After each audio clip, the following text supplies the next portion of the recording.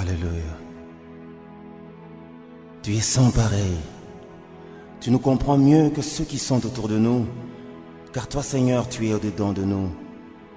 Quand l'homme qui ne peut voir le cœur condamne, toi qui vis dans nos cœurs, tu compatis. Il n'y a que toi qui peux relever avec amour et douceur ceux qui sont faibles. Tu interviens avec tendresse et affection, là où la dureté des hommes peut conclure fatalement. Je vous bénis dans le nom de Jésus-Christ. Je voulais partager avec vous quelque chose concernant l'amour et le Saint-Esprit. Quelque chose qu'il faut comprendre.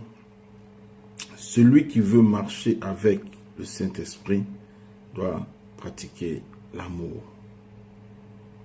L'amour est un fruit venant du Saint-Esprit. Et c'est une clé qui ouvre des portes de bénédiction dans nos vies. C'est une arme qui combat et détruit les forces de l'ennemi. Ça, ce sont des choses simples qu'il faut savoir. Comment veux-tu marcher avec le Saint-Esprit? Veux-tu avoir des bénédictions? Veux-tu profiter de certaines choses?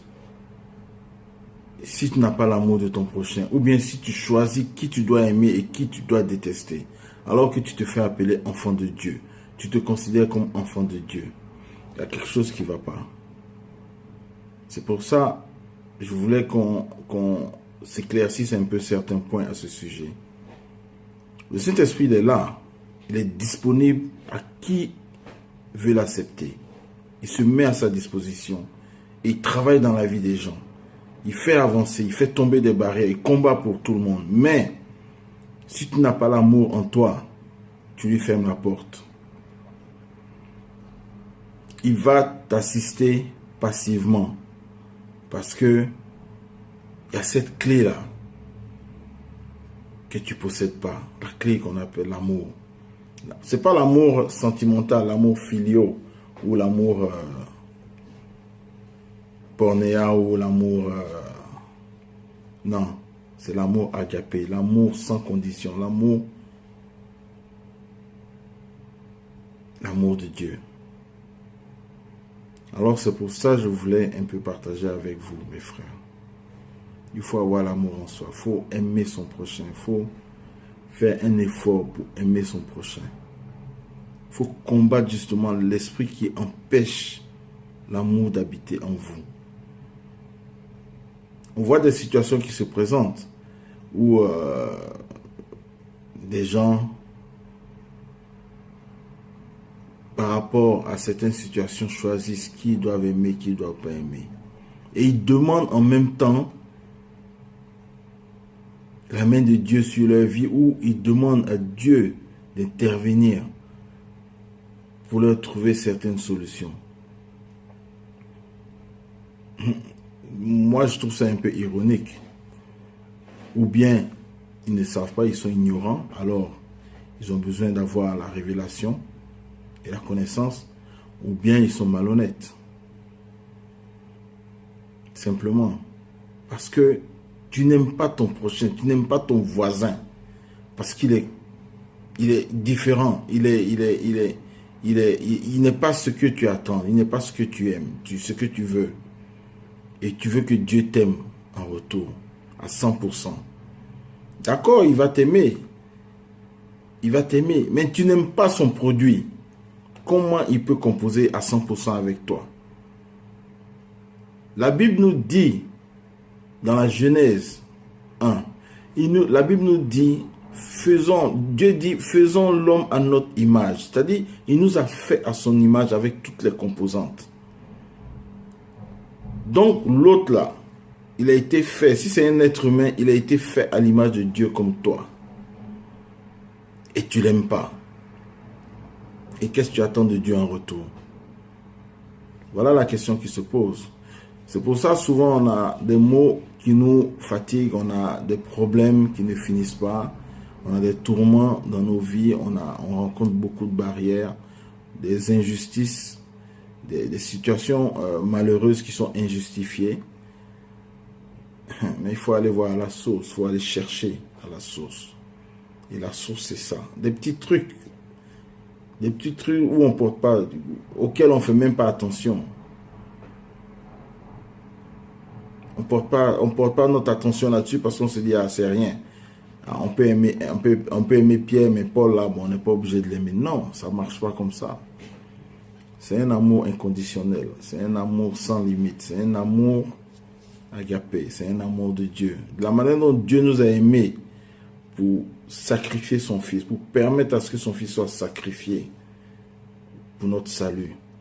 C'est comme ça on doit aimer notre prochain. Simplement, il faut aimer. On n'a pas dit d'aimer parce qu'il est sapé ou bien aimer parce qu'il a ça ou il a... Non. Ça n'a rien à voir. Il faut voir cette différence. Il faut comprendre cette différence. Ça n'a rien à voir. Il faut juste aimer. On vit des situations, c'est vrai. Parce que en tant qu'être humain, on a le sentiment, on a notre chair qui fonctionne avec les sentiments, les sens, les 5 sens.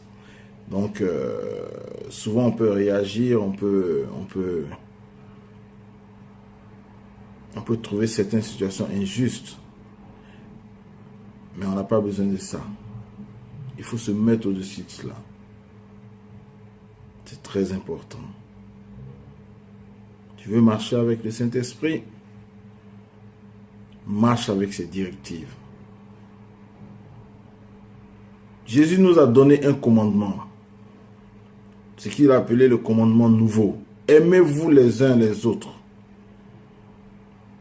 Il n'a pas dit il faut aimer Pierre et puis laisser Paul. Non. Tu es bon, tu es mauvais, c'est pas grave, il faut aimer. Il est bon, il est mauvais, c'est pas grave, il faut aimer. C'est tout. Et en retour, tu verras ce qui va se passer dans ta vie. Parce que le Dieu que moi je sers, il est fidèle à qui que ce soit. Il fait tomber la pluie, il fait tomber la pluie sur les bons et les mauvais. À plus forte raison, toi qui es considéré comme un enfant de Dieu. Si ça ne va pas, c'est qu'il y a un problème quelque part. On peut prier 10 000 fois à Dieu. On peut élever des prières, on peut faire des jeûnes. On peut faire la génuflexion toute sa vie.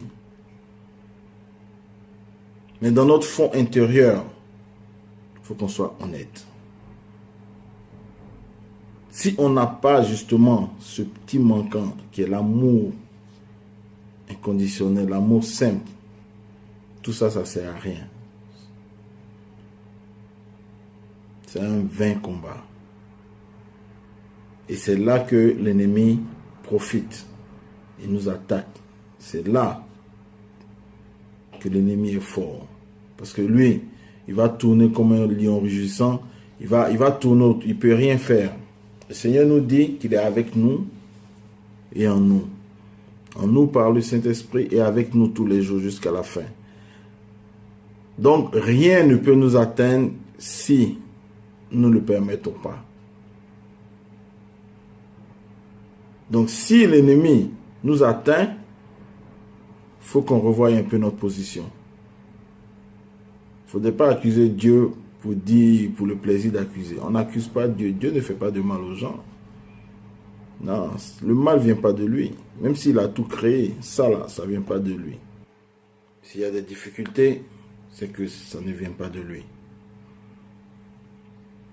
C'est vrai, c'est facile d'accuser son prochain, même jusqu'à aller accuser le diable. Mais qui permet au diable de travailler dans la vie des gens, à l'ennemi de travailler dans la vie des gens? C'est nous-mêmes des fois. Pourquoi? Parce que il y a certaines lois qu'on ne respecte pas. Amen. C'est simple. Il y a des instructions qui ont été données pour les chrétiens avertis. Ils savent ce qu'il faut faire. Les commandements sont là, provenant de la première alliance, l'Ancien Testament, même si il y a des contestations à propos de l'appellation. Et puis, il y a les instructions, l'exemple de comportement, de mode de comportement montré par le Maître Jésus lui-même dans le Nouveau Testament, la Nouvelle Alliance. Maintenant, ceux qui ne savent pas ou qui sont encore bébés spirituels ou incrédules ou carrément ignorants,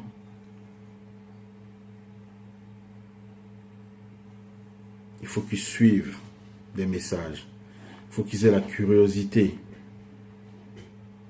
de pouvoir découvrir pourquoi aimer son prochain. Parce qu'il y en a qui peuvent ne pas aimer juste parce que par manque d'amour, alors ça devient de l'amour filial. C'est pas de ça qu'on parle. Jésus a eu de la compassion pour nous.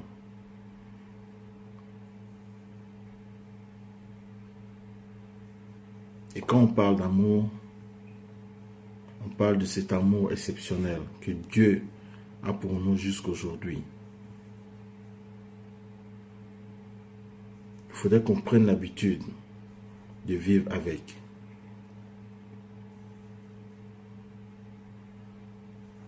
Cela permettra d'aller de l'avant à grande vitesse.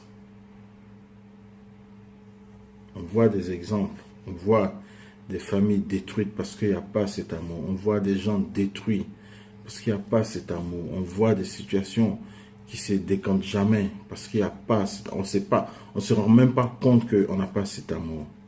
Parce qu'on vit au quotidien dans des situations d'aveuglement.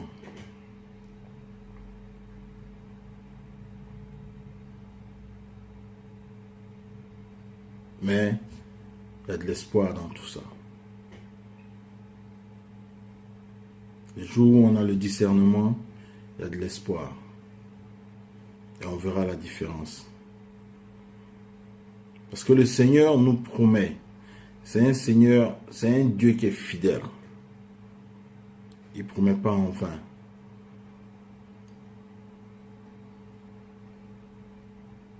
Quand il nous dit, venez à moi, vous qui êtes fatigués et chargés, et je vous donnerai du repos. Est-ce que c'est parce qu'il nous doit quelque chose? Non. Non, il ne nous doit rien du tout. Là où il est, ce n'est pas nous qui l'avons voté ou bien non. Mais c'est parce qu'il a cette compassion, il a cet amour-là pour nous. C'est tout. Alors pourquoi on ne peut pas rendre cet amour à notre prochain? Sans regarder qui la personne est. Juste aimer simplement. Ce que dans d'autres termes on appelle être charitable, la charité.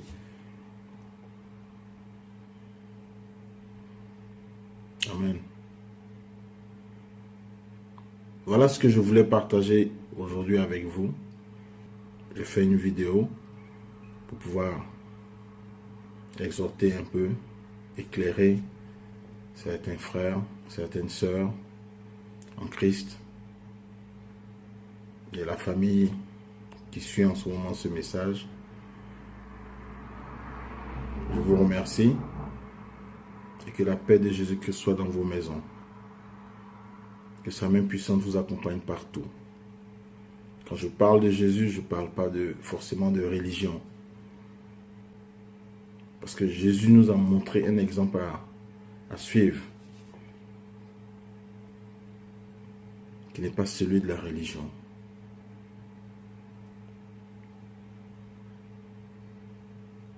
Aimons-nous les uns les autres. Je vous remercie. Amen.